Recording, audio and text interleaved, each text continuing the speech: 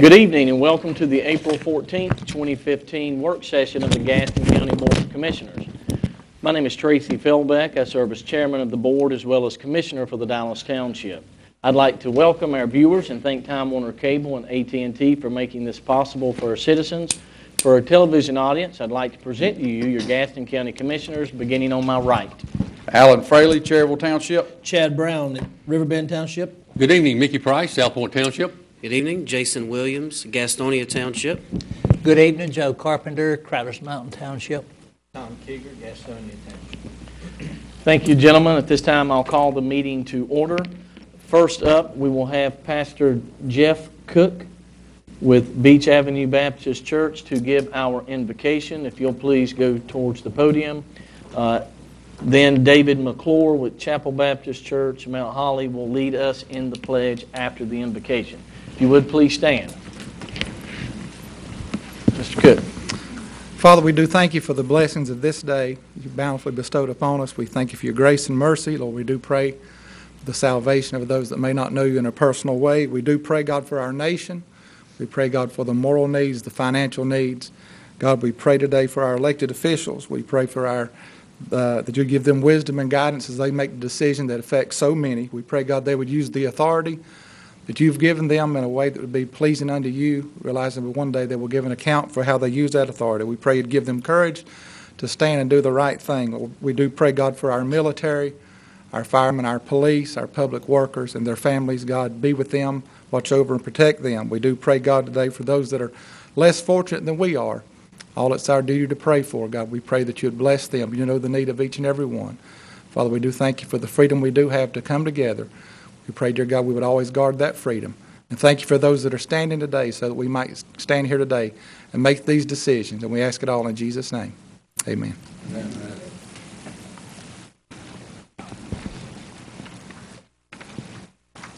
Let's pledge. I pledge allegiance to the flag of the United States of America and to the republic for which it stands, one nation, under God, indivisible, with liberty and justice for all.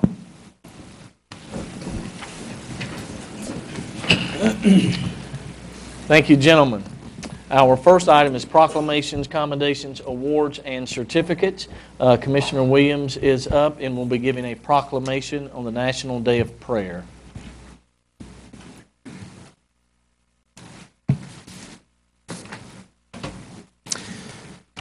Thank you, Mr. Chairman. If I can have all the ministers that are in attendance that would like to join me up here.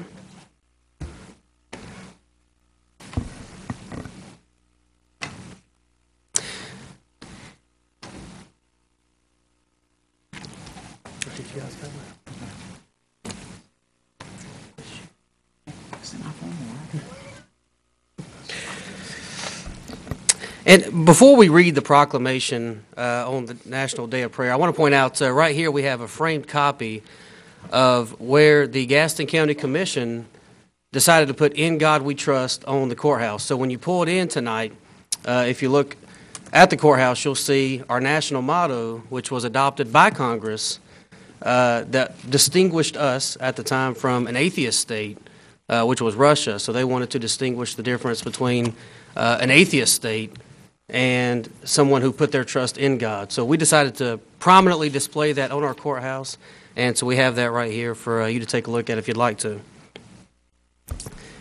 Whereas the National Day of Prayer dates back to February the 19th, 1795, when President George Washington issued a proclamation setting aside a day of public thanksgiving and an annual day of prayer. It was established by Congress in 1952 and specifically designated in 1988 as the first Thursday in May. And whereas May the 7th, 2015 has officially been designated as America's 64th annual National Day of Prayer to pray for our nation, its people, and its leaders. And whereas the National Day of Prayer has great significance for us as a nation and enables us to recall the way in which our founding fathers sought the wisdom of God when faced with critical decisions. And whereas the National Day of Prayer has become a national annual observance which belongs to all Americans as a day that transcends different cultures and brings together all citizens from all backgrounds. And whereas the theme for the 2015 National Day of Prayer is "Lord, hear our cry," and the scripture for the year is "Hear the cry and the prayer that your servant is praying in your presence this day." Now therefore be it resolved that the Gaston County Board of Commissioners does hereby proclaim Thursday, May the 7th, 2015 as a day of prayer in Gaston County and urges all citizens to observe this day by joining members of all faiths and creeds all over the community and nation in seeking divine guidance for ourselves, leaders, and our country. Thank you. Gentlemen, I'd like to give you a copy of the proclamation, and if you'd like to say something, we'd love to have it. So, Pastor Crawford, give this to you. Thank you for coming, my friend. Thank you. So, can I have that? Good evening. It's good to see everybody here this evening. And we always want to remember that even though we have a day of prayer, that every day should be a day that we go and that we seek deity. There is not a day that goes by that we do not need to remember that the great things that we have in this nation is because of God Almighty. And even though we have not arrived all the way yet, we still have a long way to go. But as long as we put God in the front, we'll make it. and we'll understand it better by and by. God bless you and thank you.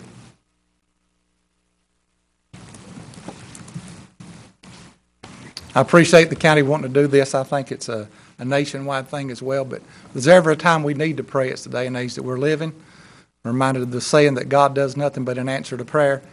America certainly needs God's guidance and leadership. We've strayed so far from where our founding father started us from. But I'm glad that He is a God of revival and a God that will hear our cry if we'll call upon Him. And it would be my prayer that not only the day of prayer, but every day between now and then that we call upon His name, seek His mercy, seek His wisdom and guidance.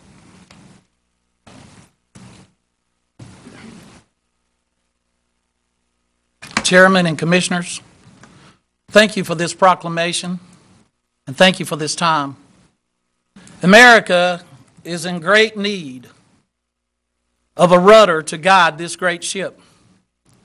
Presently, we are attacked on every side as Christians, when our answer and our solution to the community is love. We don't seek the beheading of anyone, the imprisonment of anyone, or the killing of anyone. We rather, by love, seek a grace that would make all of us appreciate each other better and to love God, making the cross in our life in everyday life. It is my prayer that we continue to rise up, not having moments of silence, but rather those who can articulate the grace of God and the promise of His love and the promise of His mercy to all that would come to Him. I'm thankful for you men who pray. I'm thankful for those of you who believe. And if America ever needed a voice to stand up and to guide the nation, it is now. This is our moment. This is our hour. It is up to us to stand and cry aloud, to bring a love and a mercy and a forgiveness, where your conscience does not have to be violated, where religious rights and the Restoration Act will give Americans a time for justice with representation. Our fathers said there should be no taxation without representation. We are entering into a time now that our consciousness may by law be violated because we have beliefs in God. Our beliefs in God should be held.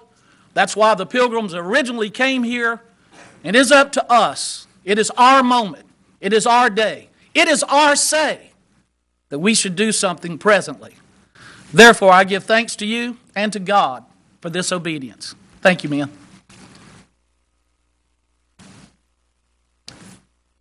Mr. Chairman, Commissioners, and esteemed citizens that are here, thank you so much for making this a priority, to make this a day where we set aside to get in preparation for the National Day of Prayer. Thank you also for your courage in putting in God We Trust on this courthouse. In God we do trust. And we thank you for handling the trust God has given you in light and liberty to move forward with this important designation. Now may the God who gave us light and liberty continue to give us light and liberty through those who sit here in our local assemblies. Thank you and God bless you.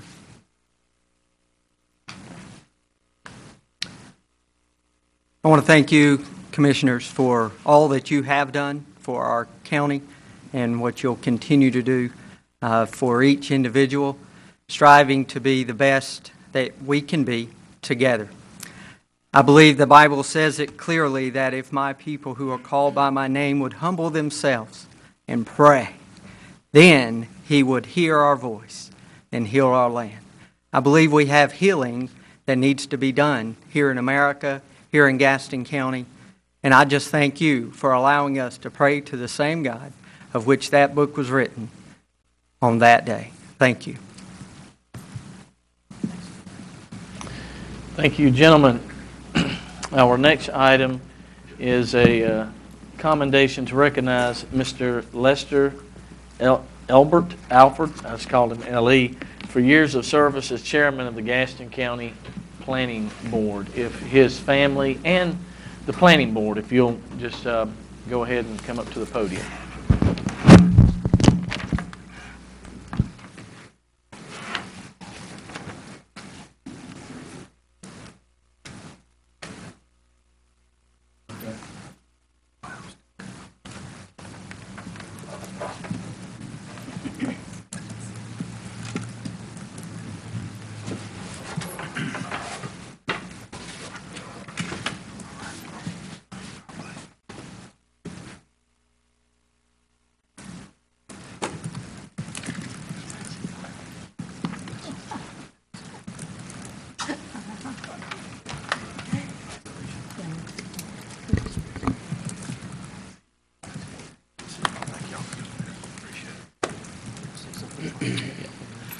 I'll just say a few words. I think Commissioner Williams is going to read the proclamation.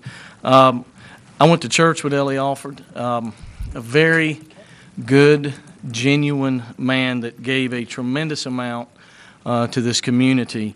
And today we're here to honor that memory and honor the actions and the legacy that he leaves here in Gaston County. Thank you, Mr. Chairman. I'll read the commendation. And I told somebody before the meeting when I was looking at this, and we kind of researched some of Ellie's service and accomplishments. It was amazing to see what all this man had done. Just an amazing human being, and all the community service that he had we lost a good man. Whereas on Thursday, January the 29th, 2015, Gaston County and the state of North Carolina suffered a great loss with the death of Lester Ellie Alford. And whereas Ellie attended North Carolina State University and Clemson for engineering, physics, organic chemistry, and received his B.S. degree in chemical engineering at East Carolina University. Included among his long list of accomplishment is owner of Century 21, Better Homes and Better Homes Incorporated of Gastonia, former owner of Bubba's Barbecue of Belmont, Western Steer Family Steakhouse of Gastonia, and Adventure Fabrics and Knits of Gastonia, as well as the chairman of the Gaston County Planning Board for 18 years. He also was on the Board of Advisors for Gardner-Webb University and the Hawaii Baptist Academy. And whereas Ellie was a compassionate, caring man, and actions in his personal life spoke highly of him as those in his professional life, principally as a retired real estate broker, his family-first attitude, his spiritual commitment as a member of Parkwood Baptist Church in Gastonia, where he served as Sunday school teacher and deacon. Among his many awards he received, including the R.B. Gaston Public Service Award, Ellie was a National Science Foundation winner and attained Eagle Scout with bronze palms.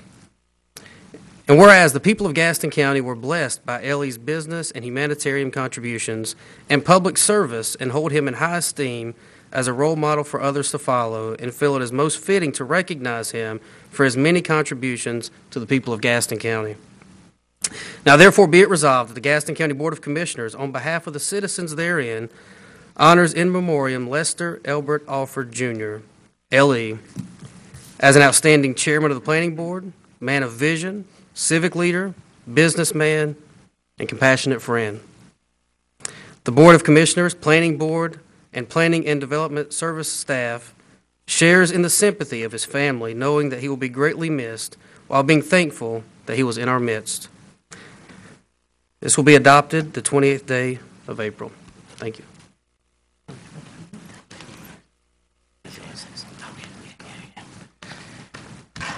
First of all, my name is Terry Alford Gage, and I want to thank the commissioners as well as everyone involved in this, such an honor as this. I want to also thank Mr. Keeger for recommending my father as head of the Gaston County Planning Board.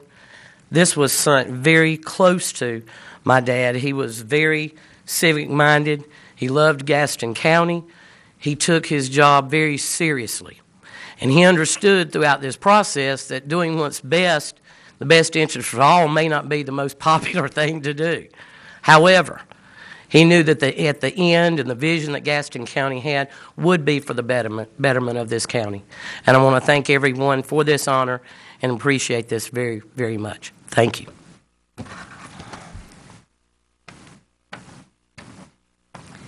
I'm Pat Alford, and I happen to be married to this man for almost 60 years. I just want to thank you so much for the opportunity that you as commissioners have given Ellie to serve. I don't know what he's doing up in heaven, and I'm sure that's where he is, but I bet you one thing, he's giving orders and telling people what they ought to do. He was a man who loved his community, he loved his church, and he loved being a part of making decisions for this county.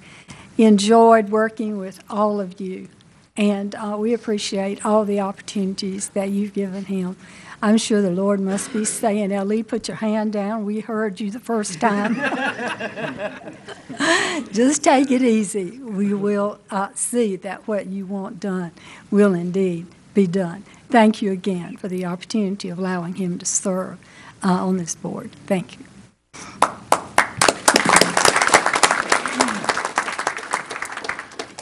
My name is Brian Alford. I'm Ellie's youngest son, the youngest of three, Terry being the oldest.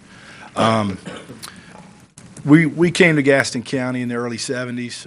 It was primarily a textile town. My dad was with W.G. Lord, Burlington Industries in Cramerton for many years before he ventured out and started his own businesses. And through the years, he saw an opportunity in Gaston County to make it better and to serve in whatever manner he could. And this board was a pivotal point in his life, and particularly in the last few years, it gave him encouragement and purpose. And I wish I could invoke his spirit right now with those glasses and lean him on down on the end of my nose, and just let you see him one more time. But my dad was an encourager of people, and so I would leave you with the same thing he would say: is I encourage you to fight the good fight.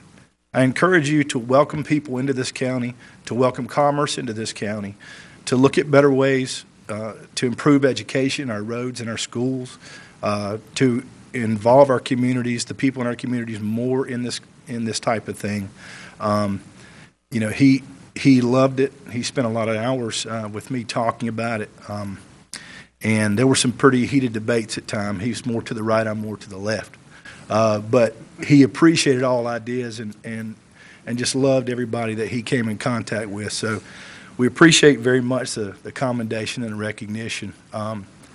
And we know he'll be missed by you as much as he is by us. So with that, I pray for all of you and encourage you again to continue your efforts and your hard work. And thank you so very much. We're very honored. At this time, Vice Chairman of the Planning Board, John Bailey, has a few comments and a presentation. Mr. Bailey. Chairman. That's okay, thank you. Mr. Chairman, Commissioners, on behalf of the Planning Board, I want to thank you for this recognition of Mr. Alford. To the family of Mr. Alford, on behalf of the Planning Board, you have our condolences. Mr. Alford was personally, for me, a great mentor. I'm sure that after 18 years on the Planning Board, he was a great mentor to most people on the Planning Board.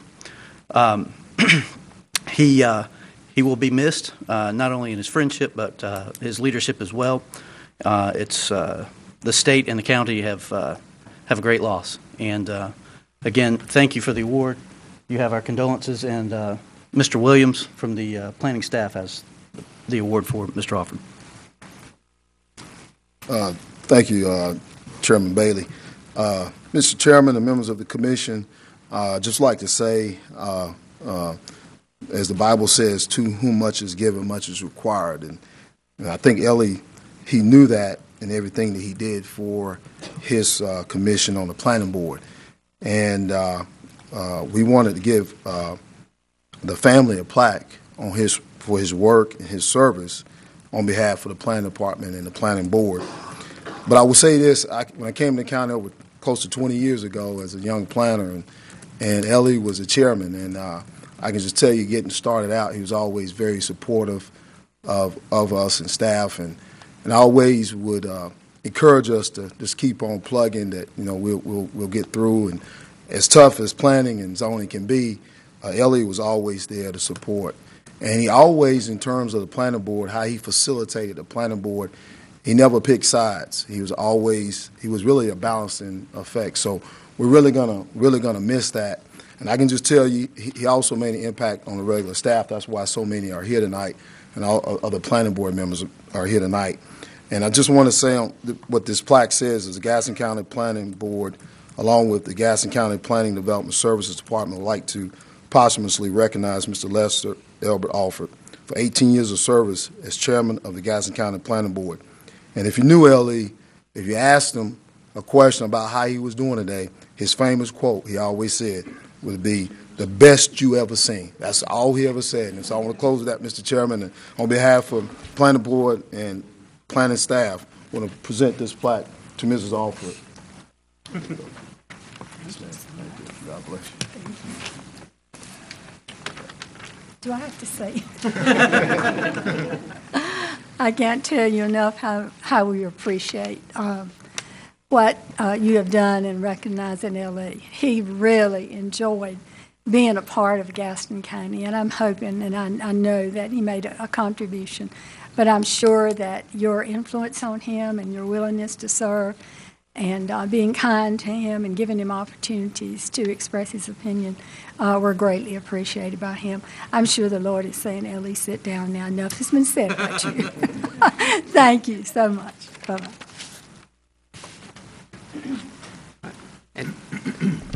Before we move on, would any commissioner have anything that you guys want to say before we allow them to sit down?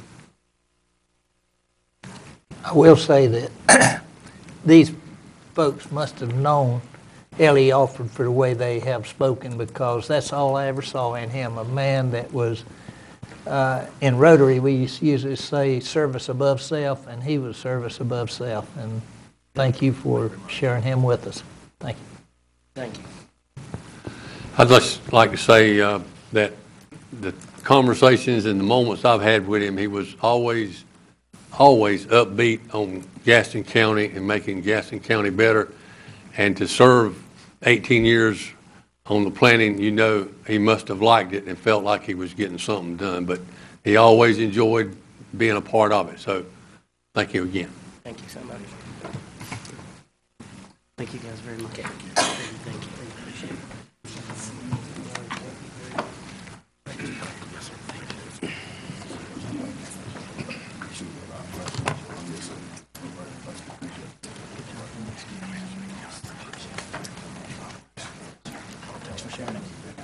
Our next item is a commendation for the 2014 United Way Campaign Coordinators, Commissioner Fraley.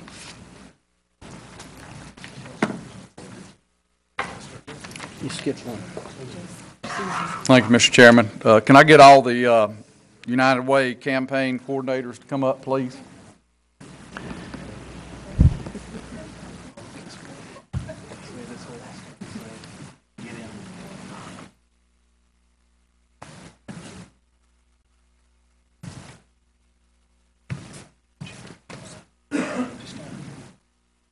Come on up.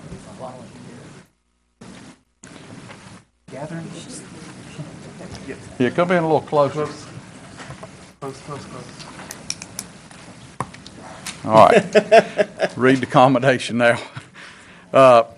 Whereas last fall, Gaston County employees led a successful campaign for United Way of Gaston County by raising over $55,000 for the 6th consecutive year, and whereas Jim's and Coordinator Robert Sneed led all of the departments in giving for the 4th year in a row with a total gift of over $14,000. Whereas the Gaston County Sheriff's Office and Coordinator Captain Shay Wilkinson had over $8,000 in giving, and whereas the Gaston County Health Department Coordinator Christy Williams had a total gift of over $8,000 for the 4th consecutive year.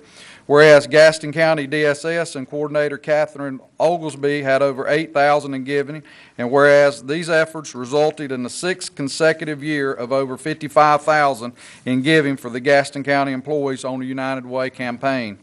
Now, therefore, be it resolved that the Gaston County Board of Commissioners recognizes and commends all the county employees who gave, especially the coordinators and departments of DSS, GIMS, Health Department, and the Sheriff's Office for their fundraising efforts as leaders in the 2014 Gaston County Employees United Way campaign on behalf of the United Way of Gaston County, to be adopted the 28th day, April 2015. And I have commendation for each one of the coordinators. Y'all want to step forward? Okay. Very good. Either one, any of y'all want to have a little something to say? Thank you. Would you like to say anything? Thank you. Thank you. Now wait a minute. Let me see. Shay, I may give you the right one. Let me see. I think this is something else I got. Yeah, I give you something. Let me have that. Appreciate it. Thank you, sir. Commissioner Ash is going to say something on behalf of the Okay, I got one other thing I want to do first. Got kind of a little special commendation here, and this is for Eric Johnson. Eric, why don't you step up here beside of me? Okay. Eric's led the effort for many years to make sure all this gets done properly, and we felt that it was the right thing to do tonight to give him a commendation for his hard work and effort in making sure all this money gets raised, and we appreciate all your efforts. And I'll read this certificate of commendation to Eric. Assistant to the County Manager, in recognition of your outstanding leadership as the Gaston County United Way Campaign Coordinator and for your diligent efforts in organizing and administering the 2014 Gaston County Employee United Way fundraising campaign on behalf of the United Way of Gaston County. And Eric, we appreciate what you do, and thank you. Thank you very much. Yes, sir. Just Thank going to you. say something real quick. Okay, go right ahead. Gaston County employees and retirees since 2007 have fundraised and pledged $470,000 to the local community through the United Way of Gaston County. I'd just like to give them some applause. Thank you very much.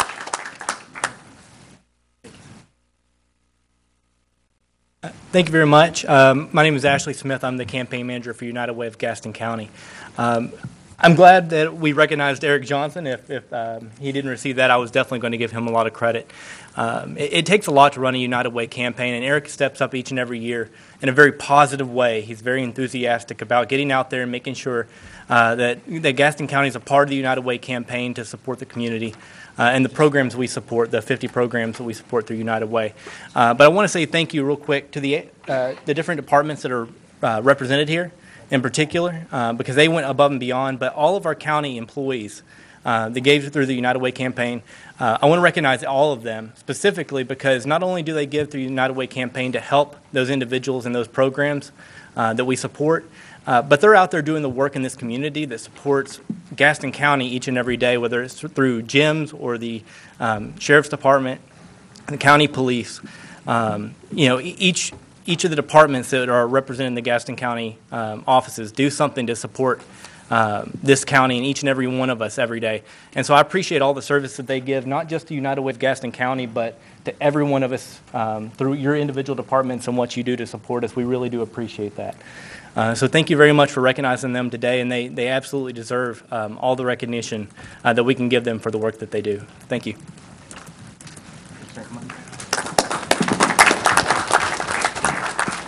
Our next item is a commendation for Miss Susan Neely. Commissioner Williams. Thank you, Mr. Chairman. Miss Neely, Miss Carter, Mr. Booker, Dr. Balknight, anybody else that's with you? I'd love to have you up here. Mark's over there. Okay, Mark, come on.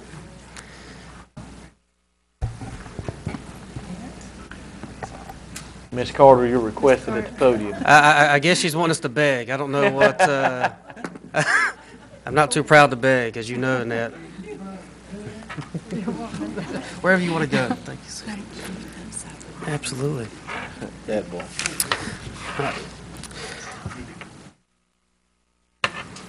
All right. It is my honor to present this to Miss Susan Neely. Thank you for coming tonight, Susan. Whereas Miss Susan Neely began her healthcare career more than 40 years ago as a nurse at Gaston Memorial Hospital. You were about, 5 years old at the time? Okay. All right. And has been an active advocate for health and awareness, readily giving of her time and efforts to serve her community through excellence in healthcare.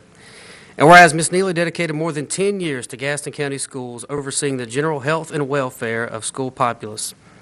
She served as health science teacher and former school nurse, and finally as the Gaston County Schools Director of Health Services until her retirement on March the 1st, 2015.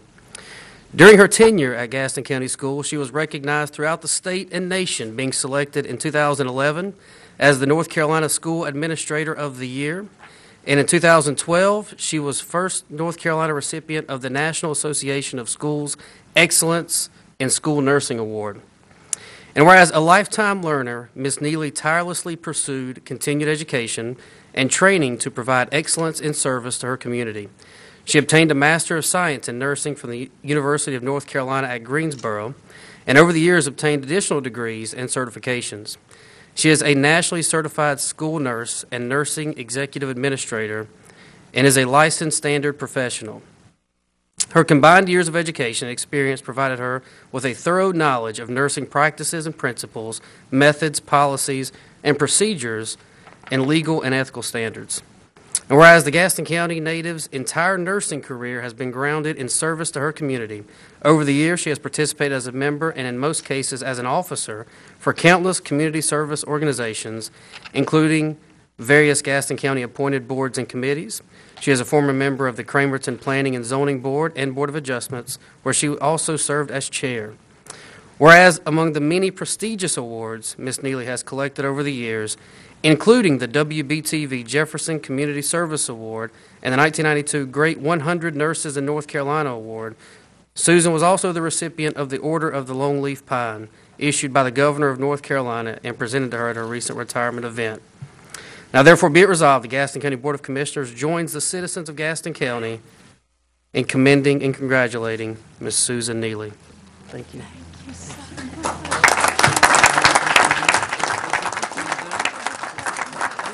Oh, thank you so much, Commissioner Williams, and may I just say, Chairman Philbeck and Vice Chairman Ms. Carpenter and Commissioners, thank you so much for honoring me. And then today to be in the proclamation for the prayer, I mean, it's just like it should be. So I wanted to thank you all. Just a few comments to thank you so much for your continued support for each student and their academic and social successes. The commissioners have had continuous support for the schools and the school system. Superintendent Booker and the Board of Education have truly been the wind beneath my wings for their continued support and encouragement. Dr. Melissa Baltnight, my boss for 10 years, and her support. She's a true champion for the students, and it has been an honor for me to have been on the team. It does take a village, and so many school nurses, my school nurses, are 29 of the most wonderful people that you could ever want to work for. They're all nationally certified. They do so much for all the students in the schools. I wish I had 5 more or 10 more, but I'll take what I can, whether it was H1N1 initiative, a measles, whooping cough, the rash epidemic, preparing for our new epinephrine law, screening for any health problems, emergencies in our schools. Our nurses were there. Each child and each individual issue was handled, I mean, to the best. Also, I wanted to say a big thank you to the Director of Health and Human Services, Chris Dobbin, and to Steve Eaton, Director of Public Health, and Dr. Tormeno, and all the staff at the Health Department for their undivided support throughout every single health issue that we faced during my tenure with the school system. We always knew we could count on them, and they were just a phone call away, so their support has been just wonderful, numerous, and we've also had numerous resources. But what we do in our schools, and then providing nursing positions, so when we went, our teen clinics that were formed from the health department, we use them continuously for those that have no way or no funds. The immunization clinics that they have at the beginning of the year that we offer to the kids in the school system. And then providing, we went to Chris, Mr. Dobbins, said we went into a meeting, I remember, several years ago, and he said, what can we do for the schools? And then, bless Pat, he provided nursing positions and helped in bettering the nursing time that the students see them and better student health needs and coverage. It's priceless, and it's seeing the need of nursing support in order to each school and each student are healthy and in their seats every day. We've made enormous strides in taking charge of the health and well-being of our students. It's my sincere hope that one day our obesity rate and the health of our students in Gaston County will be a discussion of the past. Thank you again so much.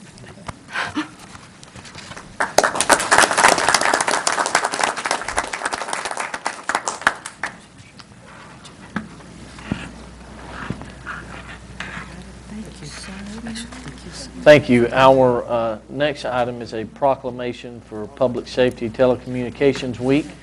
Commissioner Keeger, which will be followed by a proclamation by Commissioner Keeger, Child Abuse Prevention Month.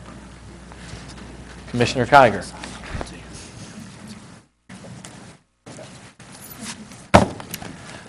Yes, Chairman Wise Guy. I picked up on that Kiger thing. Hey, everyone, come on up. Don't act like I'm Mr. Fraley and hide out back there. Come on, come on. Get up here. You got to get in the picture. All right.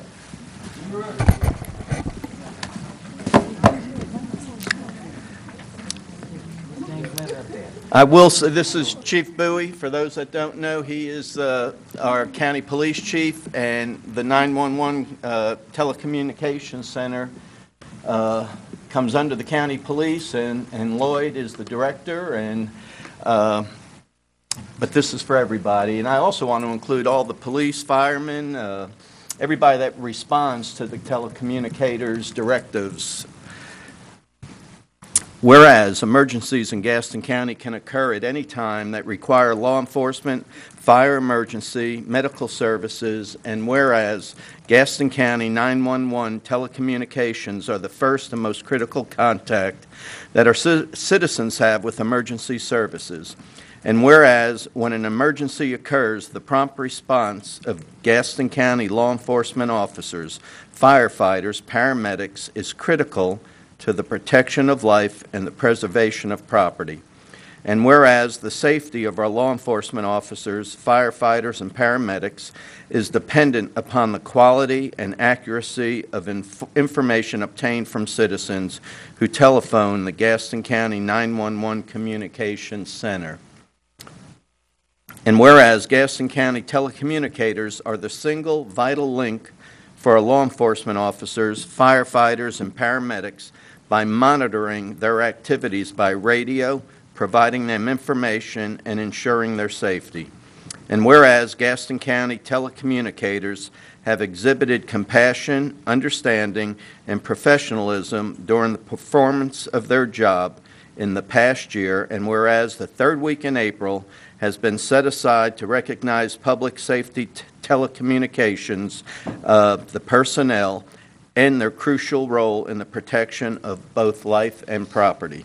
Now, therefore, be it resolved that the Gaston County Board of Commissioners proclaims April 12th through the 18th as Public Safety Telecommunications Week in Gaston County to honor all the men and women whose diligence and professionalism keep our county and citizens safe. And this, too, will be adopted later on in the month. And I'm going to present this to the chief, and I'll leave it all up to you who's going to say a word or two. Thank you. Thank you. Mr. Chairman, Commissioners, I guess another year has gone by. We're here again. I want to thank you for recognizing the people behind me. It's a very complicated, difficult job, and these are a dedicated group of professionals. Last year in North Carolina alone, there were 7.3 million calls made to 911. We handled over 130,000 of those calls in Gaston County. These are the people that you will probably need to depend on what will be undoubtedly some of the most stressful moments of your entire life. These are the unseen people on the other side of the microphone, the other side of the telephone, and I appreciate your recognition and being able to give a face to those people. Thank you.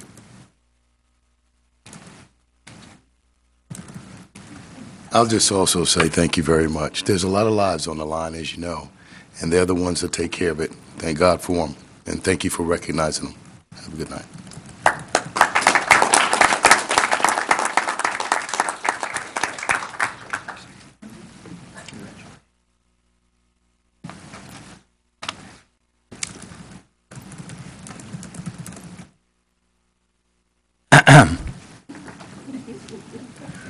Mr. Kiger's waiting on the introduction of the next one, Mr. Chairman. I gave the introduction already. You did? Yes. Did he? Yeah, he did. I apologize. Please excuse Commissioner Kiger at his age. Okay, come on up, ladies. Hey, Dottie. I was paying attention to the people talking to me, being courteous. You're courageous. Thank you. I apologize. This is the proclamation to recognize Child Abuse Prevention Month. Whereas children are vital to our state's future, prosperity, and quality of life, and whereas every child should have every chance in life, every chance at happiness, every chance at success, along with a safe, stable, nurturing, healthy home and community that fosters well-being. And whereas child abuse and neglect are a public responsibility, affecting both the current and future quality of life in North Carolina. And whereas to prevent child abuse, Parents need support and resources to help cope with stress and nurture their children to grow to their full potential.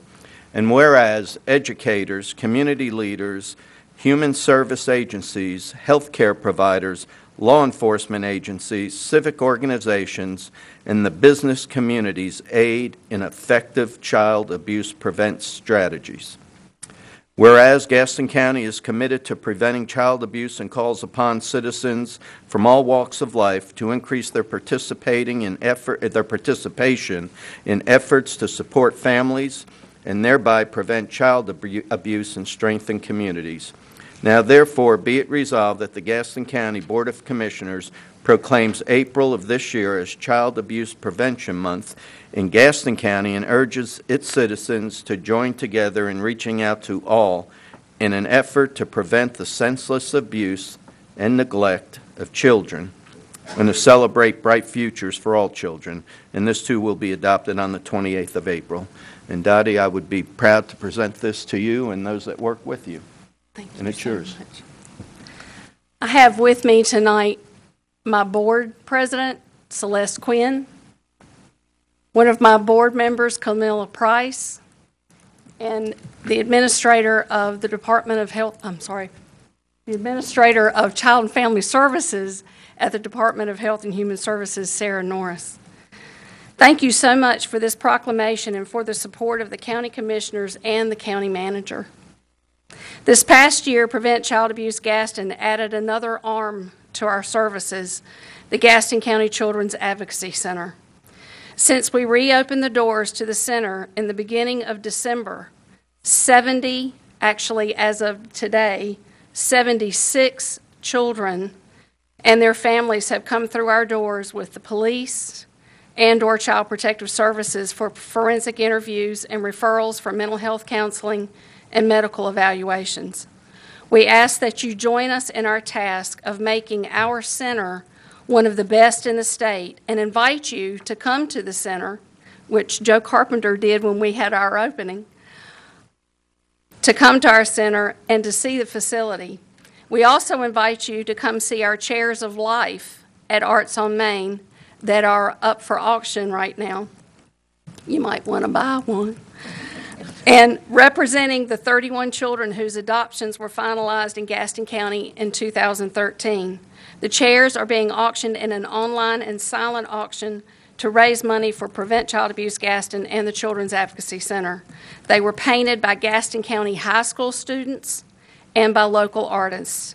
This year, our proclamation was written by our new child advocate, Shaquilla Jones. She's not here tonight because she is in Huntsville, Alabama, at the child advocate training at the National Children's Advocacy Center. And she wanted to be here, believe me. Not only did she do a great job writing it, but we're also thrilled with the job she is doing at the center. We hope to hire our own forensic interviewer in the next few months. Thank you again for this proclamation.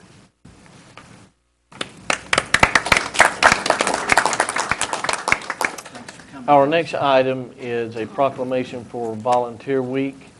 Commissioner Carpenter and myself, Commissioner Carpenter, will be reading the proclamation. Commissioner Carpenter.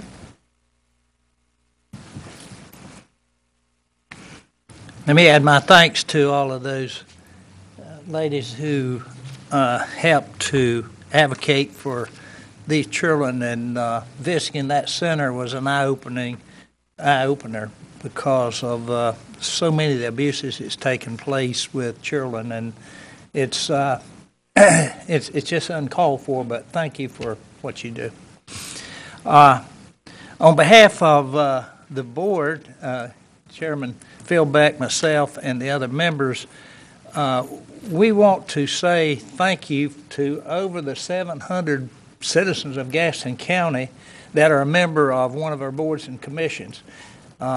We could not adequately do the job of commissioners without the full support of these many citizens. And I'd like to read this proclamation.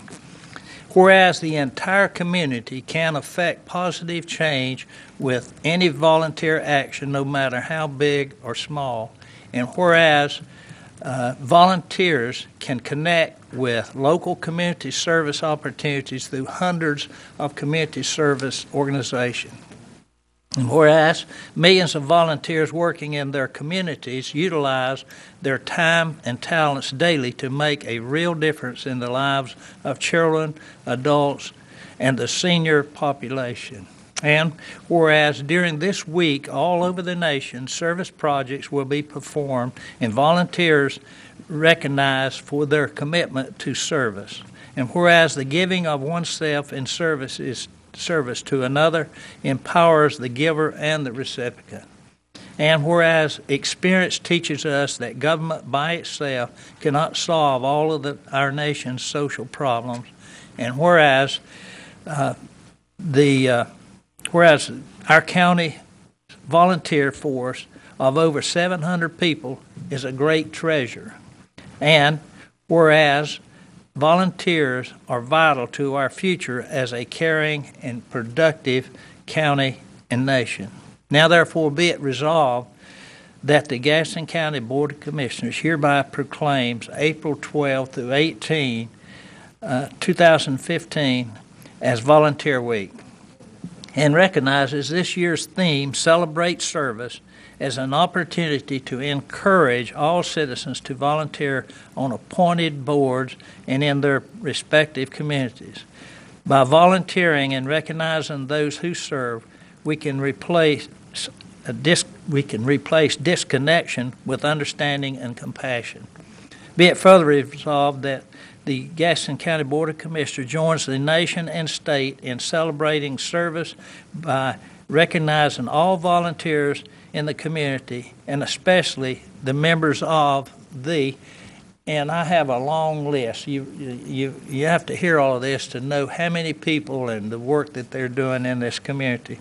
Adult Care Home Community Advisory Committee, Animal Control Task Force Advisory Board, Caremont Health, Gaston Memorial Hospital Board of Directors, Community Child Protection, Team Child Fatality Prevention Team, Council on Aged, Economic Development Commission, Emergency Medical Services Committee, Environmental Review Advisory Board, Equalization and Review Board, Family Advisory Board, Farmers Market Advisory Board, Fire Advisory Board, Fireman Relief Fund Trustees, Gaston College Board of Trustees, Gaston Community Action Board of Trustees, Gaston County Board of Adjustments, Gaston Family Health Services, Health and Human Service Board, Historic Preservation Commission. Thank you, Lucy. Home and Community Care Block Grant Advisory Committee, Housing Appeal Advisory Board, Industrial Facility and Pollution Control Financing Authority, the Jury Commission, Juvenile Crime Prevention Council, the Library Board of Trustees, Museum of Art and History Board, Nursing Home Community Advisory Committee, Park and Recreation Advisory Board, Partnership Behavioral Health Management, Partnership for Children of Lincoln and Gaston County, Personnel Advisory Board, the Planning Board, Quality of Natural Resources Committee, Region F Aging Advisory Committee, Sarah Local Planning Committee, Transportation Advisory Board, Travel and Tourism Advisory Board, and Workforce Development Board. Whew, that's a lot of them. And for the many services they provide to the Gaston Commission and the citizens of Gaston County, this is to be adopted the 28th day of April 2015.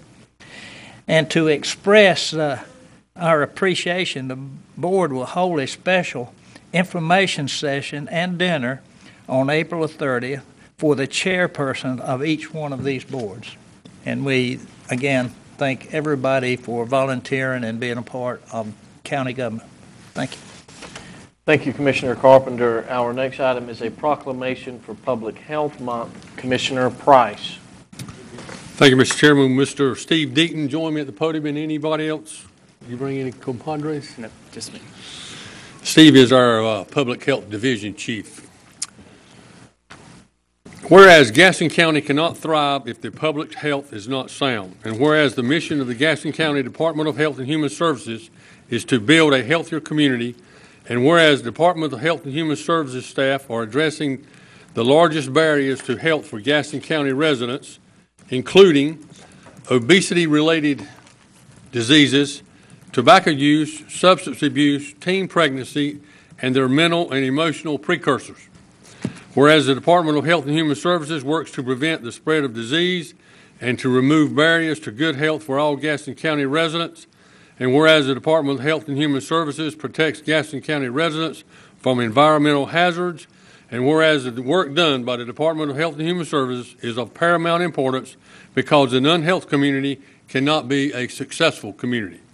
Now, therefore, be it resolved that the Gaston County Board of Commissioners hereby proclaims April 2015 to be Public Health Month in Gaston County and urges our citizens to renew their efforts to make healthy choices while recognizing the work that the Gaston County Department of Health and Human Services does to prevent, protect, and provide for a healthier community. This to be adopted the 28th day of April 2015. Mr. Deaton, the podium is yours. Thank you very much. Thank you, Chairman and Commissioners, for the opportunity to recognize Public Health Month. I'd be remiss if I didn't thank all of our public health staff. We have an outstanding staff here in Gaston County of health professionals who work every day tirelessly to protect and ensure the welfare and health and security of our community. So I'd like to thank all of them for their work. But we don't do this work alone either. We partner with many great partners across Gaston County, including the school system, Caramount Health, many nonprofits, and the faith community, because the work of public health takes the whole community to do the work. So thank you to everyone, and to individual citizens. I'd like to encourage everybody to take, even if it's a small step, but a step forward to working on your own individual health. So thank you very much for this recognition. Thank you, Mr. Eaton. At this time, we have no citizens signed up to speak. We'll move on to the Ellie Mae Wiggins Memorial Committee presentation. Miss Tammy Cantrell and Miss Lucy Pinniger. Tammy did say she wants lots of questions and grilling. Go ahead, Tammy. That was supposed to be between me and you. Good evening, Honorable Commissioner Philbeck, Vice Chair Carpenter, and members of the Commission. Basically, the reason my name is Tammy Cantrell, for those of you who don't know me, and the reason I'm here is just to give you an update of the Ella Mae Wiggins Memorial Committee. And does everyone have their press kit before you? Okay, good, because we're going to make this real easy. For the members of the audience that may not know the contents, I'm just going to briefly go over my introduction letter to you. The Ella Mae Wiggins Committee has been working very diligently to raise awareness of Ella's contributions in Gaston County and the impact her lasting sacrifices have made on generations of Gaston County families. While our initial efforts were met with slight resistance from those who didn't understand Ella's role in the Luray Strike of 1929, many did label her a communist, that minute resistance is slowly giving way to a quiet acceptance. We understand that much of our personal history has been shrouded in secrecy and the truth hidden away in basements, attics, and graveyards across our great nation while being celebrated openly in other parts of the world. We also understand that many Gaston County people and families are somewhat unnerved when closet skeletons begin to rattle, so we are attempting to be very sensitive in that regard as well. However, we feel it is only by embracing our past through open education that enables our hope for the future to fully blossom. First, it allows us to view just how tall we have grown from a fertile field that once made us the greatest textile capital in the world to one that almost became barren from pain and blood. Second, it prevents us from traveling down that same dark road twice. Contained within the press kit before you is historical information relevant to Gaston County about Ella Mae, committee membership biographies, a timeline of our accomplishments since our inception in 2011, and ongoing efforts towards commissioning an $80,000 to $100,000 life-sized bronze monument to Ella by renowned Florida artist Steve Pye. The 2-foot clay mock-up by the artist is currently being displayed at Gaston County Art Guild throughout April in our second annual textile-inspired art exhibition. And you can find more out about the artist and follow the progress of the memorial at the link provided on the bio page in your kits. And you can also follow his Facebook page. Last month, to our great pleasure, the Gastonia City Council voted unanimously to endorse our committee's efforts. We are scheduled to meet with groups such as Rotary and have the support of many leading ladies and gentlemen in our county. It would mean a great deal to us to know that you, as our county's leaders, also support our efforts. We aren't requesting any monetary support from the city or the county and expect no tax dollars to be used for this labor of love. Everybody who is contributing their time. We are all volunteers because we believe in this cause.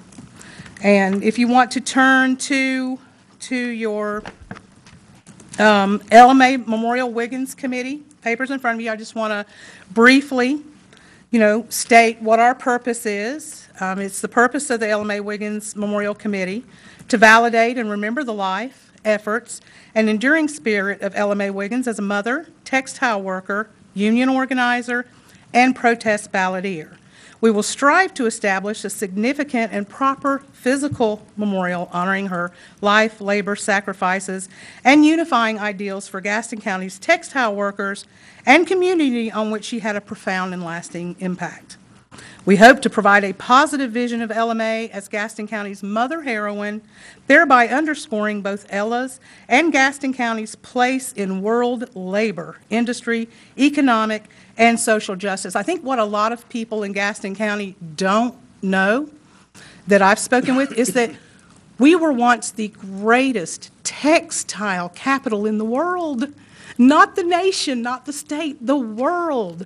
And people around the world talk about LMA, and they talk about us, and they know who we are. And our beautiful buildings downtown, the commercial building and the lawyer's building, were once the tallest buildings in the state of North Carolina.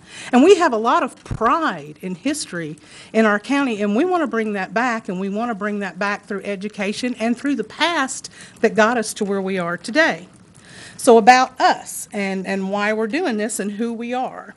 We are a group of individuals with family, academic, community, and historical interest in LMA Wiggins and our textile heritage. We are dedicated to creating the memorial.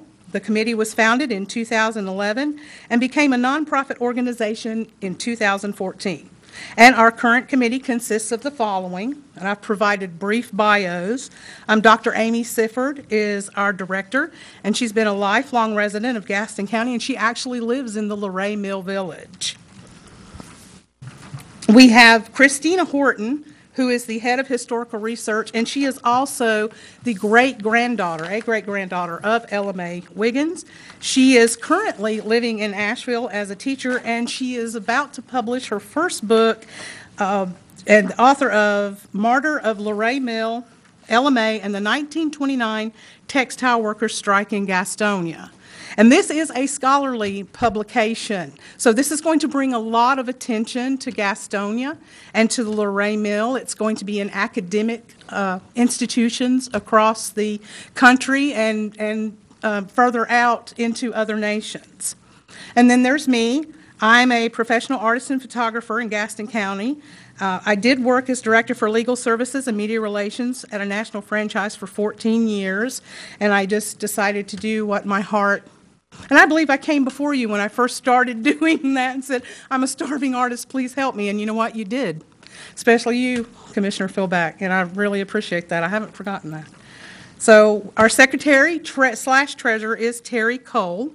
And Terry was born in Charlotte, but she was raised in Gastonia. And her maternal great-grands and grandfather, aunts and uncles, worked in the Luray and Victory Mills and the Bleachery and lived in Wingate Circle.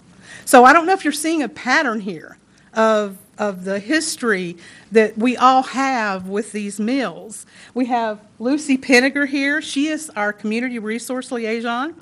Of course, a Gaston native, married to Richard, 3 grown children, and she has more awards than I can list, and I felt so pale next to her. I just kind of wanted to, when I was doing her biography, but she's one of the original founders of the Gaston County Museum of Art and History. So it is really an honor for us to have her participate on our committee and to have her support. And she has received the highest preservation honor by Preservation North Carolina and the Martin Luther King Unity Award along with her husband Richard.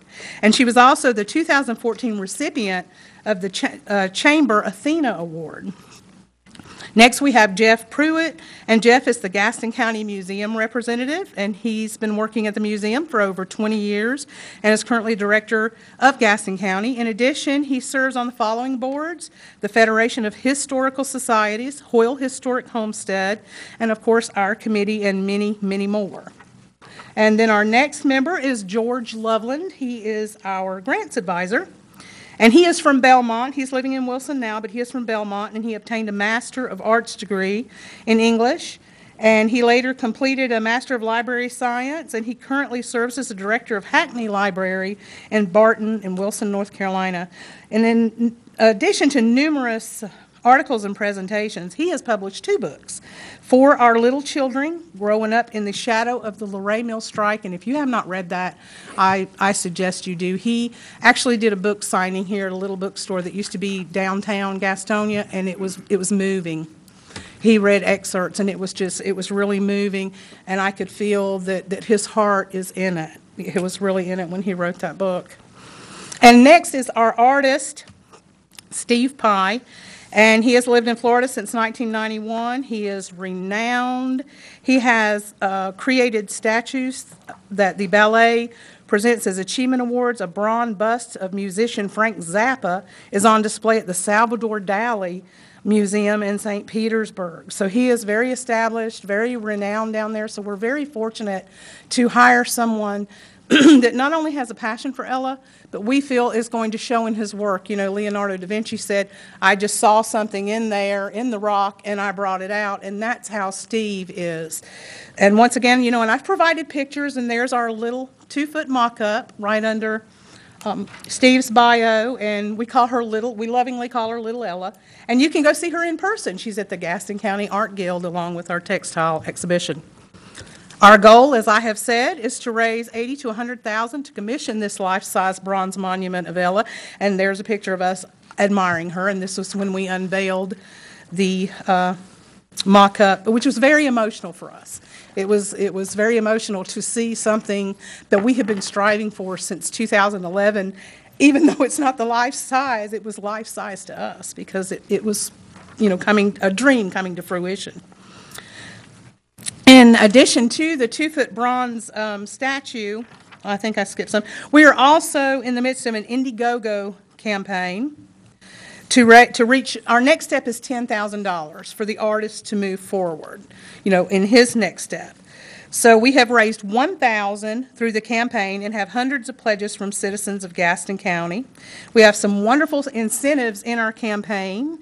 In addition to Mr. Pye offering a 2-foot bronze, an actual duplicate of the life size, Facet Foundry Jewelry Studio is offering a 4-inch bronze miniature recreation of the statue atop a 1-inch wooded base from the Luray Mill salvage wood.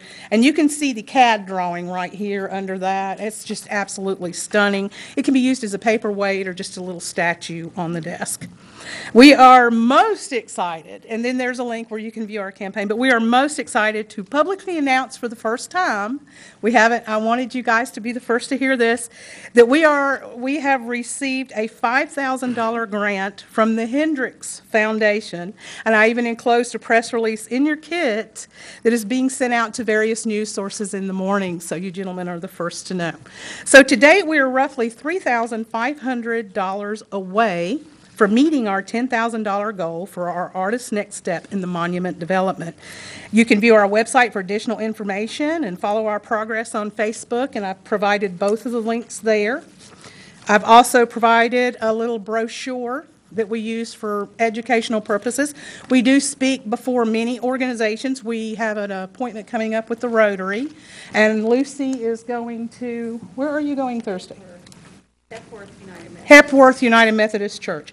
So it is through education and love that we are trying to paint our history in a positive light, to bring light to the shadows and to stand taller from that. You know, it's our goal that, you know, we don't want to offend anyone, but we also want to be truthful and honest, and we want to show what bringing the past to light and then seeing how tall we can stand from it. You know, how much taller we can stand from it, and that because it's our foundation. And I remain available if you have any questions, and Lucy remains available if you have any questions. So basically what I'm asking from you here is just your support.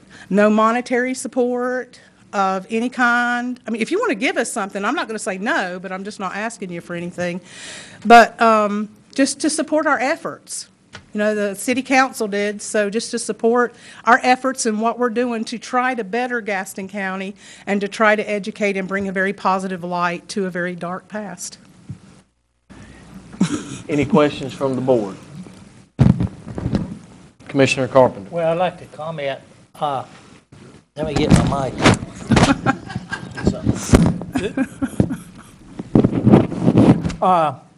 You know, raised in Gaston County, and there was sort of a stigma attached to the strike at the low-rate mill, and we've often heard about the police chief being killed, but remind everybody that Miss Ella Mae Wiggins was also killed by Yes, she was. a group of opposition during that time, and I know I read the information about you, born in Sevierville, Tennessee. Yes. Which I've been there many times, at Pigeon Forge. And while I admire the courage of this woman, she was fighting for some better working condition and fair wages, which organized labor in today's world have given organized labor a bad name for some of the tactics and things that happen. But I admire the courage of this lady that it worked to try to make things better. So thank you for putting a positive image on this very tragic situation. Thank you.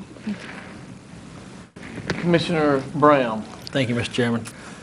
Maybe Joe did know her. I don't know. That's what they were laughing. But is she buried here in Gaston County? Yes, she is. She's buried in Bessemer City, and for the longest time, they only had there was a rock. There was just a rock as her memorial. And do you remember the National Organization of Women? Do you remember the date? I can't remember that date either. But they erected a monument, and there's actually, I have a photo of that. It's the last photo on the bio, and it has the 4 committee members standing in it. So, and actually, we just did a presentation in Bessemer City. My art exhibit, Not an Exit, opened there, and for a reception, I actually invited the Ella Mae Wiggins Committee, and we did an educational presentation on her there. And there were so many people from Bessemer City that had no idea of their rich heritage and history. They had no idea how important she was, and that she was buried there, and that the impact that she had on the nation, not just their city or the county, but the nation. Commissioner Williams. Thank you, Mr. Chairman. A lot of people don't know this, but Joe actually dated Ella. So he could actually tell us some stories. Oh, you would have made our job so much easier had I known that before now. Thanks, Joe. Yeah, she was married. Tim, this is getting off course fast. I'm sorry, yeah. This is going downhill. Let's stick to the topic, Commissioner Williams. Yeah, I'm sorry, Mr. Chairman. I just want to say I appreciate your passion on this. I mean, it sounds like this is something you guys are really passionate about. And I looked at the website today and did see the photograph that you were you just held up with, I guess, the marker at the grave. Where at in Bessemer City is she at? It's the old cemetery on 12th Street. It's the Bessemer City Cemetery. It's not the new one on Edgewood Road. It's the old one on 12th and I want to say Texas. You can go down Texas and yeah. cut in either way. Yeah, it's been there forever. It's where I think the Confederate monuments, and that's where all their monuments are as well. Okay, and I was looking through this, and I think you may have said something about it, or maybe I just completely missed it. When you're finished with it, where is it going to go again? Where are you guys going to put it? Well, we have a dream, Okay. but we don't know if the universe has the same dream. So we're just going to trust God in the process, and we're going to do what we can. And as we get closer, when we see that she's coming in, then we have a meeting scheduled, and then we're going to schedule a meeting, and then we're going to go from there. Okay, so I didn't miss that. You didn't address that. Okay, got it. No, my personal desire, and I'll just put it out there, is the Luray Mill. That's my personal desire. I think you gentlemen know how much I love that mill. I photographed it when it was falling down. I photographed it when it was being built back up, and I will always photograph it. There's a beautiful energy there. It's a testament to our history and how tall we can stand when we accept the past and build on it. Commissioner Fraley. Thank you for being here tonight, and obviously there's been a lot of work and a lot of time that's gone into this, no question about it. My question would be, if someone does want to make a contribution, what's the best way to do that? Who does it need to be made to, and where does it need to go? Oh, gosh, thank you for that. Yeah. We make all contributions, if you're going to donate by check, our address, you can mail a check to our letterhead address. Everything is made out to the LMA Wiggins Memorial, or LMA. We are about to bring on, right now we have a secretary-treasurer, but we are about to bring on a personal banker, and she's been a personal banker for over 20 years. So she's going to be handling, especially with this $5,000 grant, she's going to be handling all of our financial affairs. So everything is made out to LMA Wiggins. We have our own bank account and various other things going on. You can go to the Indiegogo campaign. I've placed the link in here, but I will be happy to email any commissioner that wants the link. I'll be happy to email you the link. You can donate through the Indiegogo. We have, like I said, we have several wonderful incentives, or you can just donate directly. You can also go to our website, and where it says donate, I also have the Indiegogo campaign there, or you can donate directly through there too. And we also have a list of our donors that from 2014 and 2015, we couldn't accept funds. And this is the thing, you can't raise funds before you're a nonprofit. So I'm just going to say it. We've really dug deep in our pockets to become nonprofit, to become incorporated, to get bank things. This committee believes so much in this, and that it is meant to be, and that it will be a positive light. We have given of ourselves. And some of us don't have much to give, but you know what? She had nothing to give. She gave of herself because she had nothing. How can I not give if I've got $5? How can I not do that? How can any of us not do that? Are there any other questions from the board? Thank you for your time, Ms. Cantrell. Thank you, gentlemen. I appreciate it. Our next item is Township Lines by Mr. Adam Reagan, Election Director. Mr. Reagan. Good evening, Chairman Philbeck, Commissioners. Thank you very much for inviting me to speak on township lines. I've provided each of you with an information packet as well that will kind of give you the reason why we're looking into this. So, and I have a little PowerPoint presentation as well, and I'll go ahead and begin that. Why change township lines? The Board of Elections conducted an extensive review of our precinct lines in early 2015 and made several precinct line changes. A lot of it was we had a lot of underutilized precincts. So we went from 46 precincts down to 41 precincts, and that plan is now with the State Board of Elections for their approval.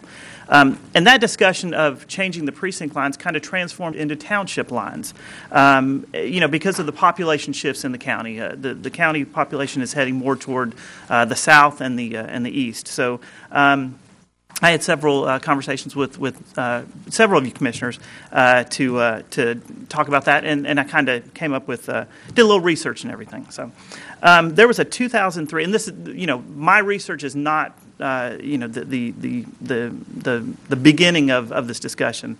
In 2003, there was a task force that the Board of Commissioners put together that studied and made recommendations to the county commissioners, related to the form of government, townships, elections, everything related to that. So, this 2003 task force, and I know Commissioner Carpenter, I believe Commissioner Price and Commissioner Keeger were all on the commission at that time, so I'm sure this is all review for you, if you will.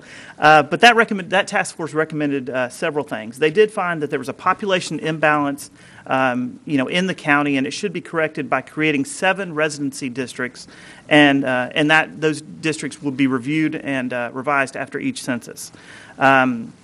They wanted to continue to use the at-large system of nominating candidates and voting, and continue to use staggered 4-year terms. Many of these are it's what we do now. It's how we elect commissioners and also school board members. This task force also recommended that the Board of Education use the same residency districts as the Board of Commissioners, and that the Board of Commissioners should continue to elect the chair at the organizational meeting, and also submit these recommendations to the General Assembly for their review. So, okay. Going back, I'll give you a little history lesson. My parents will be proud that I'm using my American history minor from college to talk about townships. But townships are basically geographical subdivisions of counties. They were created in 1868 in the North Carolina Constitution. My deputy, Mary Jane Garver, doesn't like me to use this term, but it was in 1868 the North Carolina Constitution was created after the Civil War, and it was basically created by carpetbaggers, if you will. The townships, they had a 3-member governing board at the time. There was a township clerk and 2 justices of the peace. That basically controlled the governing. They controlled the taxation, the governing of each townships. Okay. Once power shifted in 1877, the constitutional amendments abolished these township governing boards. And since then, with county government, townships have no function under the North Carolina General Statutes other than being geographical. That's the sole purpose of townships. So, okay. In North Carolina, of our 100 counties, this is how they how county elections are held, if you will. 40 counties elect their Board of Commissioners at large with no residency districts required. You could have a scenario where all 7 of you, in these 40 counties, all 7 of you live within 2 blocks of each other in a large county. So if everyone wants to move to Chairman Philbeck's neighborhood, this would be how elections in those 40 counties are held. 21 counties elect their Board of Commissioners at large with residency districts, and Gaston's one of these counties. And these residency districts, they can, we elect by township lines. Many places just have municipalities. They have some form of residency district, but it's more. We have a clear township line delineation, whereas other places may have some other district. 21 counties elect their Board of Commissioners with a mix of residency districts and at-large seats. Kind of how we elect the school board. The school board has 9 members. 7 of them are from township lines, or township representatives, and then 2 at-large representatives.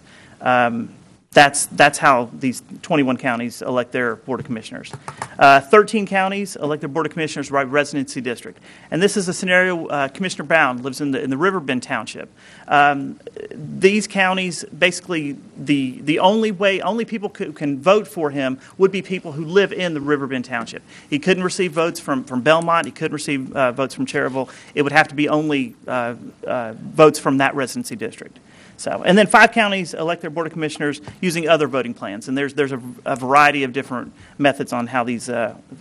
Generally, they're smaller counties over in the eastern part of the state that have other voting plans. So, okay, our current townships. As you know, there's 6 townships: Cherryville, Crowders Mountain, Dallas, Gastonia, Riverbend, and South Point. 6 townships, 7 representatives. Okay, now. I provide you maps in your packets. I've come up with 3 options and a 4th option, which creating a map for it was kind of difficult, so I passed on that for now, unless the commission directs me to.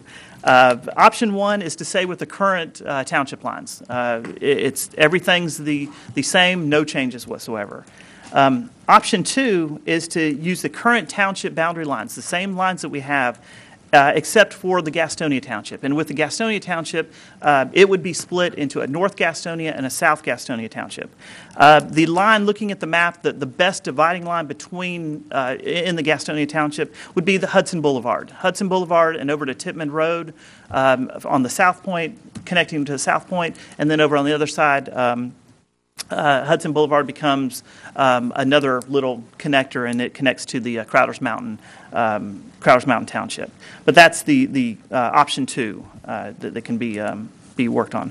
Option 3 is to use our new precinct lines as township line boundaries. And what this does is it basically gives there's really no what's the best way? There's no, if someone lives in a certain precinct, they're in a township. As it stands now, we have several precincts that the township just splits them right in half. So there's really no clear-cut way on which township someone lives in some cases.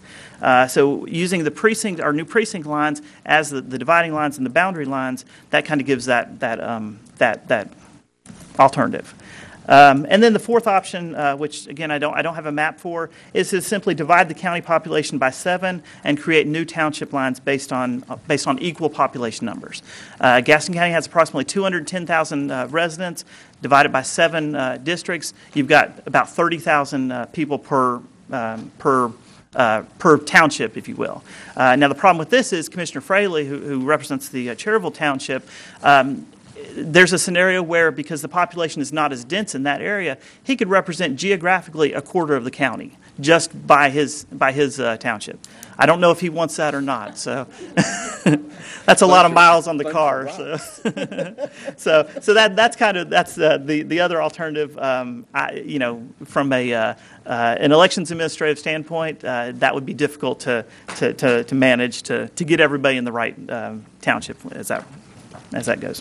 Okay, here's the numbers, and I've used voting population numbers because they're easily accessible for me. I didn't use the resident population of the townships, but I've used voter population. This kind of gives you an idea of the way it goes. This is, if you multiply these numbers probably by 3/4, that's going to give you the resident population. Under all 3 options, option 1, 2, and 3, the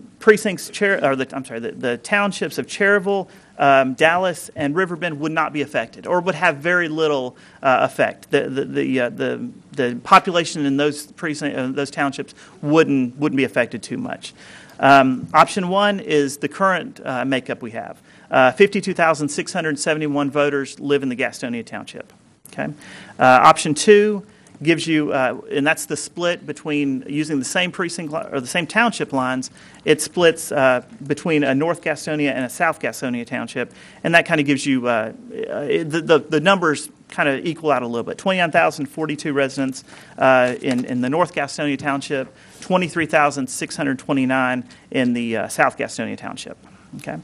Option 3, and we've made several, and this is just using our new precinct lines as boundaries for the townships. A couple things happen. Crowder's Mountain actually picks up voters. We've added, I put the Forest Heights and Myrtle precincts into the Crowder's Mountain Township, and taken away from South Point Township Lowell McAdenville precinct and also the Union precinct. So they're now in either the North or South Gastonia townships. And using option 3, the numbers kind of equal out a little bit. The population still centers in the south and the western part of the county, but this kind of evens up the numbers a little bit there. So, okay. Now, how does this affect elections? Since the Board of Commissioners and also the Board of Education in the county are affected by township residency, you would need to, my recommendation would be to stagger the effective date of any resolution or act or local act by the General Assembly. Make elections for the Crowder's Mountain, Cherryville, North Gastonia, and South Point townships effective on January 1st, 2016. and the elections for the Dallas, South Gastonia, and Riverbend townships effective on January 1st of 2018. And what this does is the people who were just elected in 2014, it allows them to serve their full 4-year term before they have to run for a potentially a different township. Under options 1 and 2, no incumbent Board of Commissioners or Board of Education member would be affected. Only under option 3 would Board of Education member Catherine Roberts be moved to a different township. She's currently representing the Dallas Township under the using the precinct lines as township lines. She would be moved to the Riverbend Township.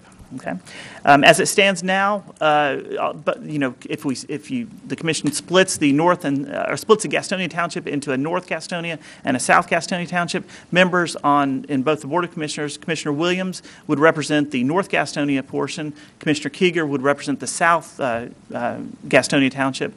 On the school board, member Lee Dedman would represent the South Gastonia Township, and member Dorothy Guthrie would represent the North Gastonia Township. So where they live now, they would not be affected by any change like that. So, okay. What would need to happen? A couple of things. In order to make any changes to township lines, the Board of Commissioners under North Carolina General Statute 153A-19, it requires a resolution from the Board of Commissioners to make changes to township lines. Commissioners can add townships, they can make changes, do any alterations to the townships that they see fit. The key thing is it needs to be clearly spelled out and what the intentions are in the resolution itself. And also, it's a good idea to have a map to clearly spell out how the townships are to be divided.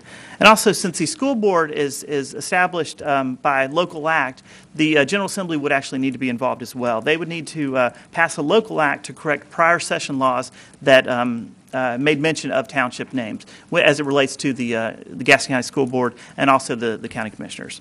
I've spoke to Debbie Clary, the commission's representative in Raleigh, and she informs me that this actually, as long as the General Assembly legislative delegation has no objections, this is actually an easy thing, a relatively easy thing to do. It's a local act, so it doesn't require as much approval as a regular act, if you will. So that's kind of it'd be up to the commission how they want to proceed. And with that concludes my presentation. I'll be happy to take any questions that you may have. Commissioner Carpenter.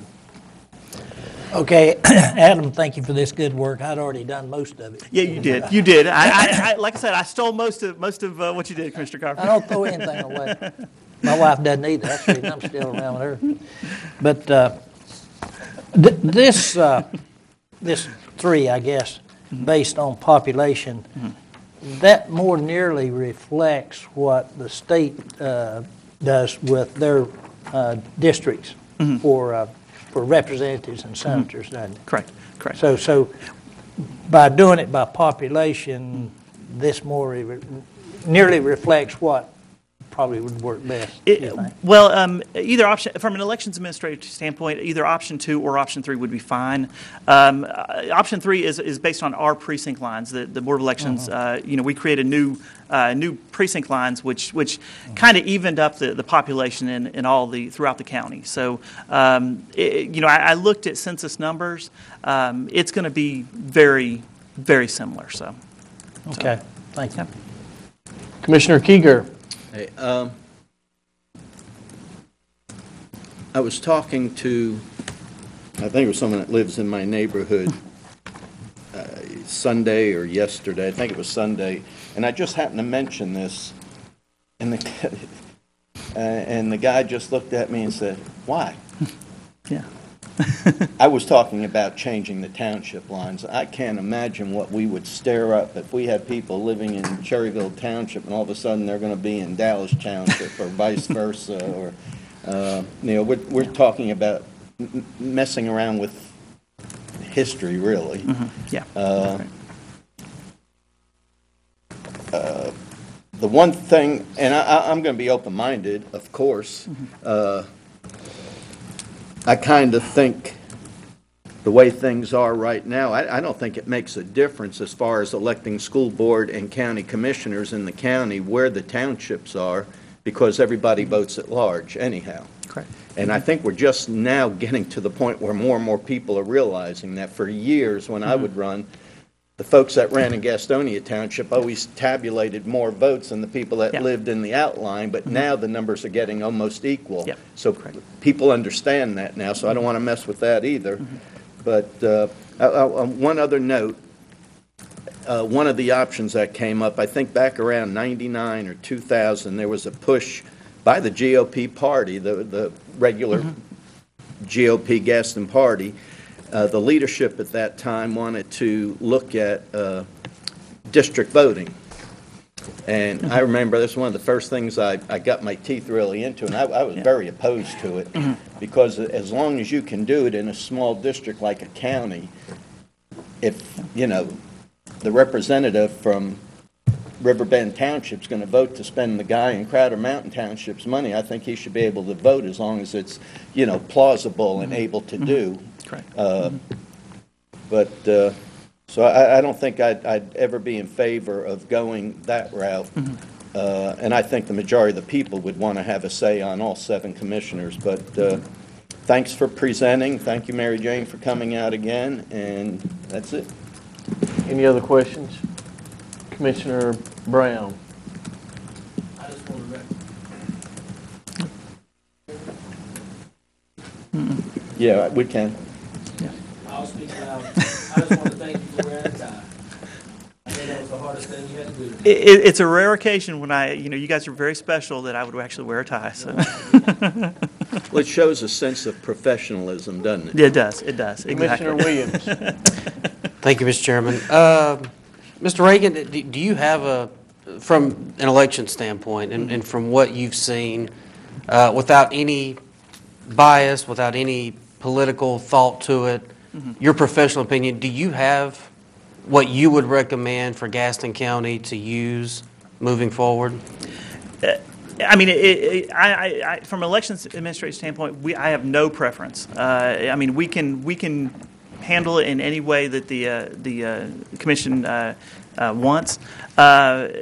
Options 2 and 3, if the goal is to have more of an equal population representation for each township, then options 2 or 3 would probably be the best options. But again, that's I'll simply do what you guys want me to do. Is there a preference of 2 or 3 that you would have of the 2? I really have no preference. I mean, I think I do think a couple things. I think the Gastonia Township is very large.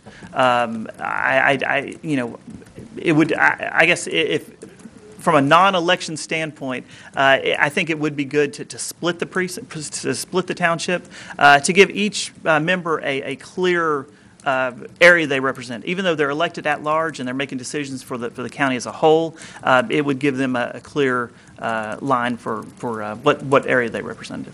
Right. I think when you said a few minutes ago,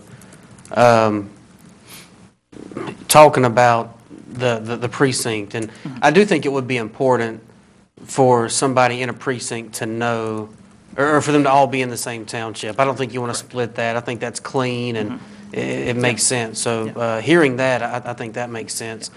I don't have the history that Commissioner Carpenter or these other gentlemen do on this.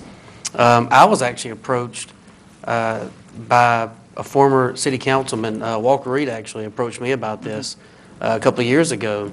And his concern, Commissioner Keeger was talking about how there really wasn't a big deal to it. But his concern was when he talked about the townships, he said the reason behind the townships was somebody in Cherryville may never get to South Point.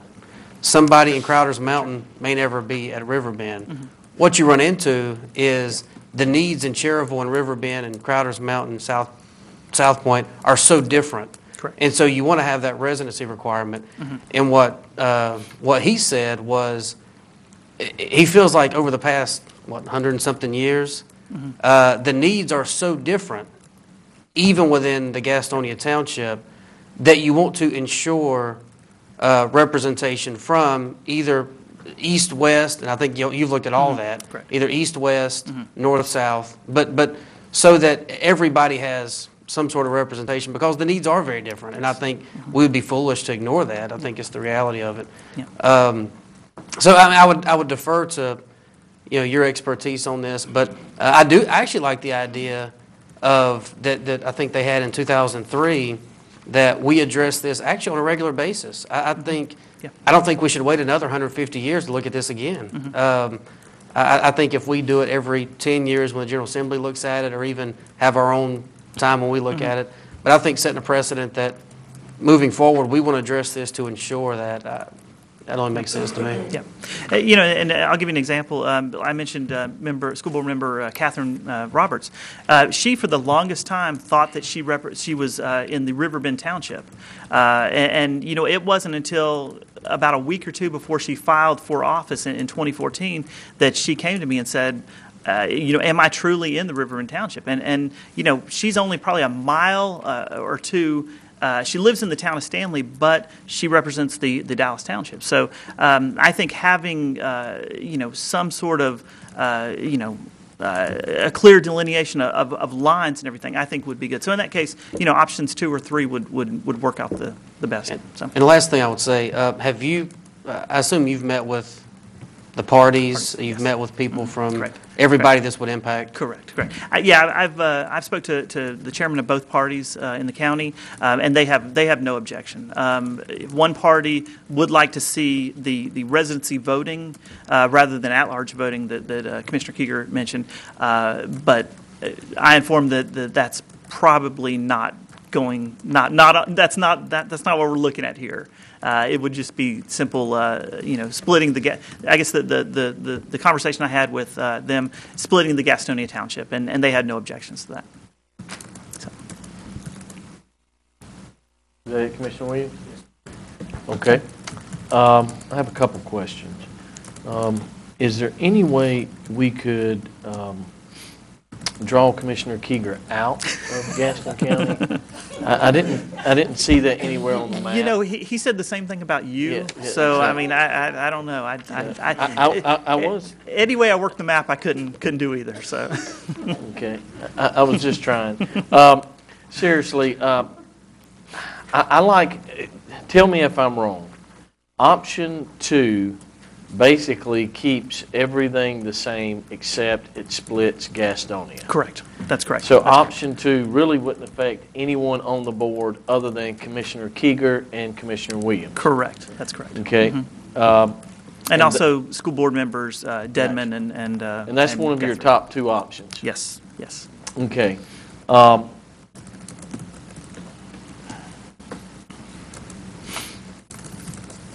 Here's my question. Why should we even do this now? I know what you had in your PowerPoint, but I understand. I understand why you would split Gastonia. I think you do have 2 Gastonias. I mean, the bottom line, you have Country Club and you have Highland. It is what it is.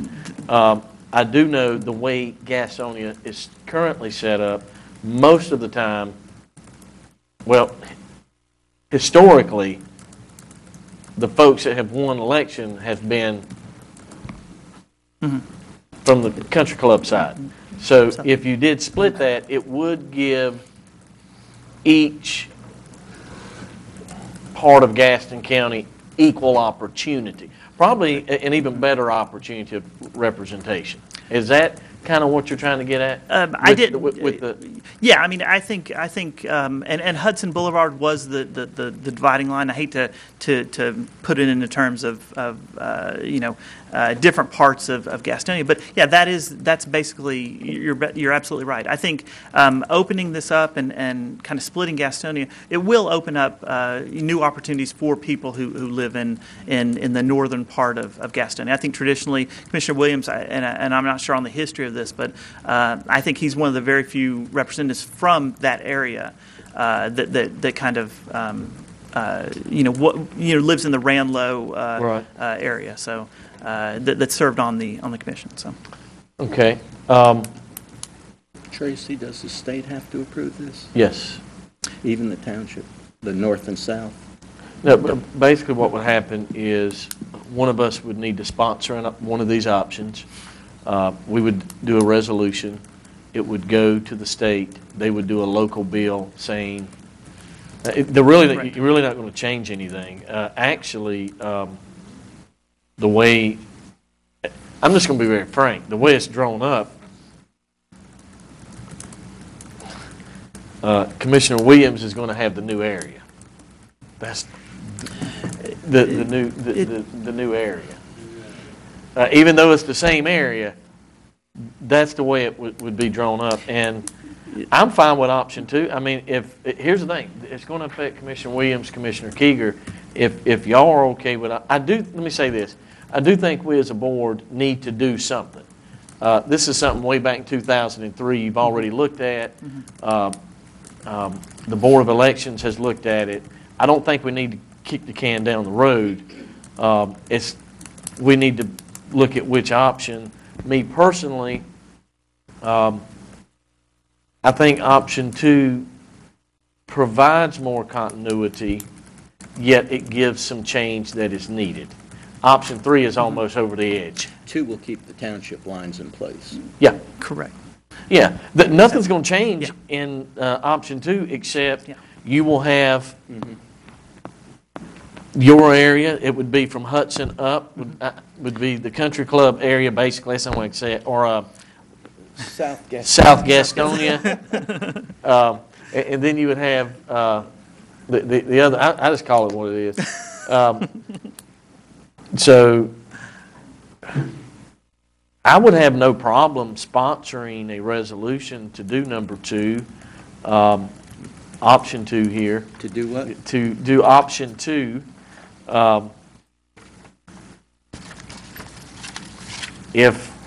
Basically, if you and Commissioner Williams don't have, because it's not going to affect anyone else, and it kind of moves us along. And it would seem to me, the way this looks, Commissioner Williams probably would have the more heartburn. And if he don't have an issue, if either of you don't have an issue, I'd be okay. So it's really... Well, historically, most people that even file are from that end of the township. So I don't see where that would give him more heartburn, though. You didn't have any problem. You didn't have opposition anyway. Well, if the majority of the board is fine with 2, I'm not going to argue with it. I'm fine with 2. Good with it. I'm good with it. Commissioner Brown? As long as we still have the same townships. Yep, no, townships will not change. The lines won't, but there will be a new township created. Or actually 2 new townships out of 1. Name-wise, yes. North Name-wise, yes. Gastonia Township, South Right. Gastonia Correct. Township. And you would, yep. And we would all still be at large, Yep. and we would represent the same people countywide. Yes, Correct. yes. Correct. And what it does, at least it helps us move forward a little bit. Instead, I would like to add that I would like to add that we look at this on a regular basis, whether it's 10 years or whatever we decide. But I don't want to get to this situation again. But I'm fine with 2, and I think that wouldn't impact Ms. Roberts either. So if we did a resolution, we send it to Raleigh, and probably this session, they do a local. yes. Yeah, and Would it have to be unanimous, you think, for them to change it? Close to? I don't think for this it would have to be unanimous. I think it would be good for us to be unanimous in that, unless you see an issue that I don't. If you do, speak up. Let's hear If it's it. going to happen, I'm ready to roll. Let me ask one more Price. question. Would we get in trouble with the Voting Rights Act with any of these scenarios? no, pre-clearance is not required for any voting scenario now. Okay.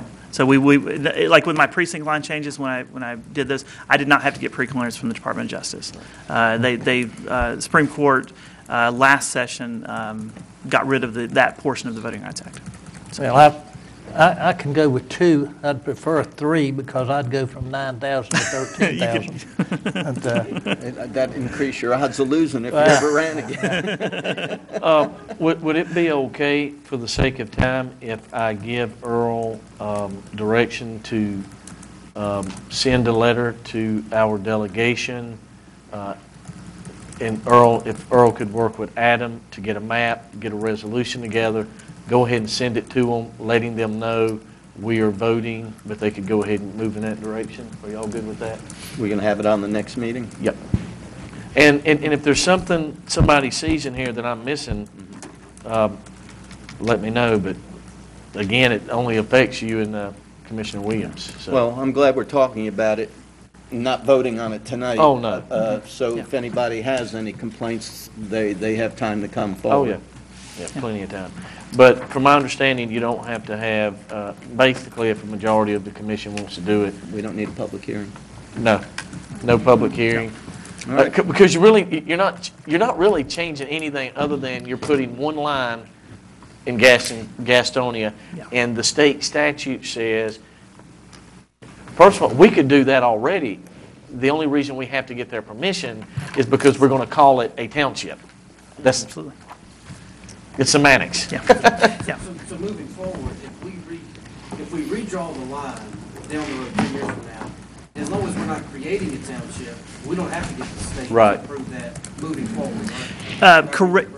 Correct. Yeah, as long you can move the line, but the issue with, and the reason why the state has to be involved is the creation of a North Gastonia and a South Gastonia, because as it stands now on the books, there's just simply the Gastonia Township. But going forward, it's just a simple resolution to change any lines, as long as you're not messing with the And the things. I would like to say that I oppose going to electing by district.